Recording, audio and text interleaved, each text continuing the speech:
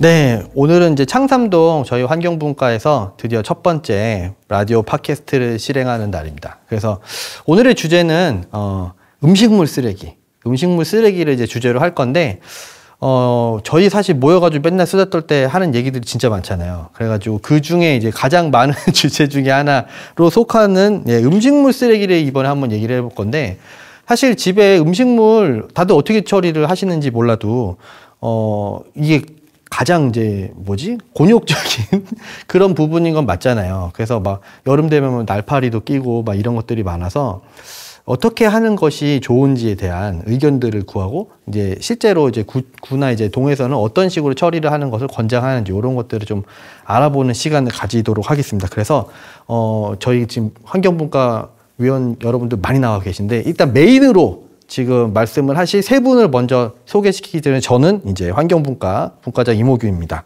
자, 이쪽부터 박수는 안 치셔도 되고 한 분씩 이렇게 세 분 잠깐 소개를 부탁드릴게요. 네, 창삼동 환경분과 김태옥입니다. 네. 안녕하세요. 환경분과위원 김은순입니다. 네. 안녕하세요. 환경분과위원 김인숙입니다. 네, 반갑습니다.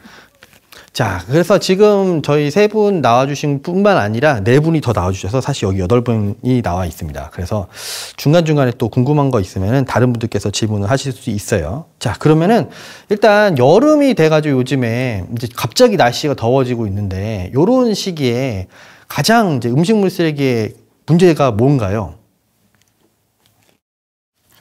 네, 수박 같은 거는 물기가 많아가지고 먹고 나면은 쓰레기 양이 생각보다도 많아요. 아, 그렇죠. 네, 그래서 그게 제일 힘들지요.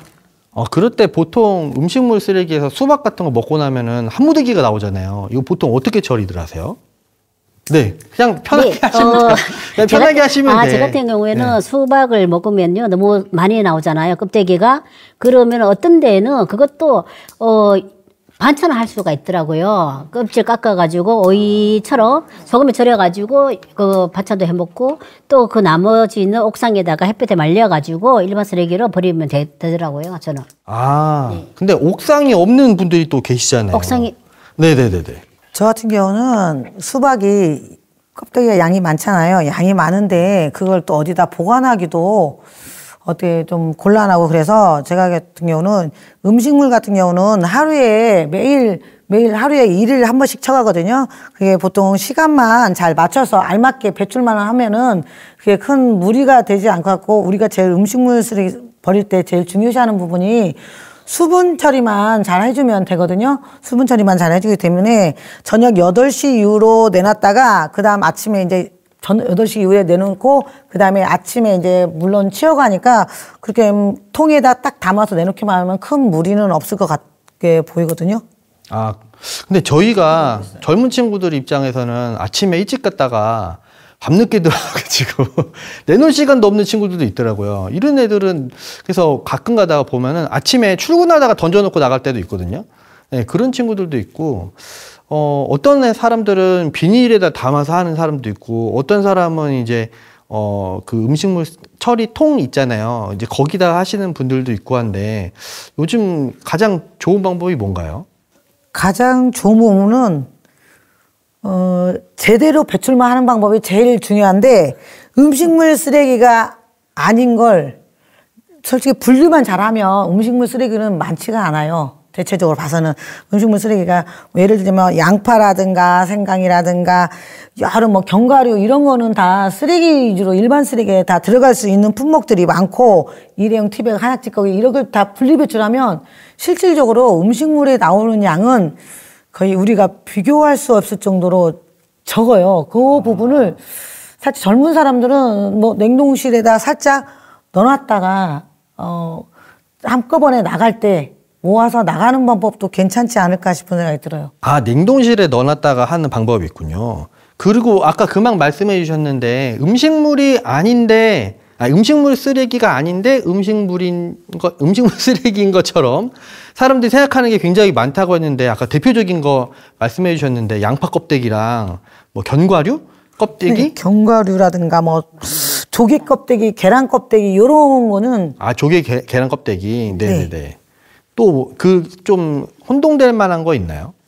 생선뼈, 뼈다귀. 생선뼈, 뼈다귀. 예, 생선뼈 같은 경우는 그거는 되게 일반 쓰레기로 가야 되는데 음식물로 가가지고 가시가 있는 부분을 이게 좀 아, 그럼 가시가 있거나 뼈다구는 전부 다 그냥 쓰레기. 네, 일반 쓰레기로 아, 일반 종투부에 간다고. 아, 그렇군요.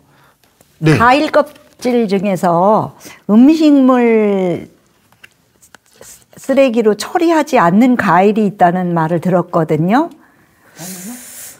말린 과일 껍질 같은 경우는 대부분 다 일반 쓰레기로 다 처리를 해요. 말린 과일 껍질은. 말린 거는. 네, 일반 껍질로 대부분 다 가는 걸로 알고 있고요. 그다음에 뿌리나 줄기 뭐 이런 것도 제가 알고 있기로는 그렇게 일반으로 처리가 되는 걸로 알고 있습니다.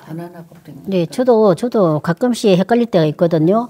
이게 일반 쓰레기인지 이 음식물 쓰레기인지 잘 모를 때는 뭐냐고 하면은 상추 같은 거 있죠. 그런 것도 좀 이제 시들어가지고 있을 때 이거를 일반 쓰레기인지 그냥 음식물 쓰레기인지 그것도 잘 모르겠고 바나나 껍질 같은 거는 저는 일반 쓰레기로 버리고 있어요. 지금 현재 이게 말려가지고 근데 요럴 때 좀 헷갈려요.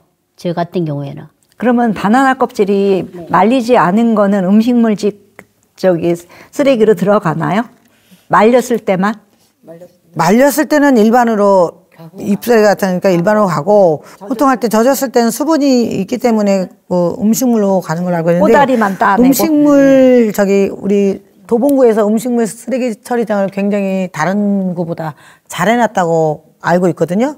근데 거기 가보니까 모든 음식물을 수분을 제거하고 그 전부 다 뭐 몇 도씨 아주 높은 온도에 그거를 가열을 해서 미생물이나 뭐나 다 그 살균 처리를 다 해서 그거를 사료나 이런 뭐 비료 이런 쪽으로 나간다고 보니까 뭐 좀 썩거나 상추 이런 게 들어가도 그거에는 문제가 없다고 제가 봤을 때는 그렇게 생각되는데 그 확실하게 그거는 장담 못하겠습니다. 아, 혹시 그 저번에 그 음식물 처리 거기 견학을 한번 간 적 있지 않나요? 없었나요? 그때 가기로 했다 인원이 없어서 취소된 걸로 알고 있어요. 그래요? 네네. 저도 사실 궁금했던 게 우리가 음식물 쓰레기를 모으면은 이게 가서 어떻게 처리가 되는지가 궁금했긴 했는데 만약에 아까 말씀하신 것처럼 얘를 이제 나름대로 가열을 해서 이제 한번 이제 살균을 한 다음에 사용을 한다고 하면은 우리가 뭔가 얘를 넣어야 될 수 있는 이게 물건인지 아닌지에 대한 기준을 잡기가 조금 더 편할 것 같아요. 만약에 우리가 뼈다구 같은 건 당연히 이제 살균을 한다고 이제 거기에 넣어도 안 될 것 같으니까 이제 그런 건 빼고 약간 상한 것 같은 느낌이 들어도 그런 것도 그럼 살균이 되는 건지 이것도 좀 궁금하긴 하네요. 근데 될 것 같은 될 것 같아요. 왜냐면 온도가 굉장히 높으니까 다 가열을 하고 태우다시피 하니까 나온 거 보면 냄새를 맡아봤을 때 약간 그런 이게 음식물이지라고는 생각이 전혀 안 들고 커피 찌꺼기 같은 약간 그런 느낌을 받았거든요. 냄새가 고소하고 우리가 직접 손을 만져도 그런 음식물이라는 생각이 안 들 정도의 그렇게 드는 것 같아요. 그러면 또 궁금한 게 있어요. 음식물 쓰레기를 우리가 버렸잖아요. 그걸 다 처리했을 때 그거 다 어디에 쓰는 거예요? 음식물 쓰레기? 그러게요. 그건 저도 궁금하네요. 그죠? 네. 그래서 그게 궁금했기 때문에 말린 거는 당연하게 제가 그냥 일반 쓰레기를 버리거든요. 근데 물 같은 거 있을 때는 뭐 참외나 요즘 과일 처리잖아요. 참외나 뭐 수박 이런 거 그런 게 좀 문제가 있더라고요. 보니까 야채. 예. 그렇죠. 사실 그런 부분에서 저 같은 경우는 어떻게 처리를 하고 있냐면은 그냥 음식물 처리 기계를 샀어요. 그래가지고 가열식으로 얘를 이제 하는 제품 샀는데 한번 써보시면은 이제 신세계라고 다들 그러는데 그래서 요즘에 신혼부부들이 사야 되는 필수 가전 3대장이 있다고 하잖아요. 그 들어보셨어요? 첫 번째는 로봇 청소기, 두 번째는 그 식세기, 그다음에 건조기. 근데 거기 하나 더 들어가는 게 요즘에 음식물 쓰레기 처리기. 이렇게 들어간다고 하더라고요. 그래가지고 진짜 근데 저 써봤는데 수박 껍데기를 이제 가득 넣었거든요. 가득 넣었는데 진짜 이따만한 통에서 10분의 1도 안 되게 줄어들어요. 다 말라 없어져가지고.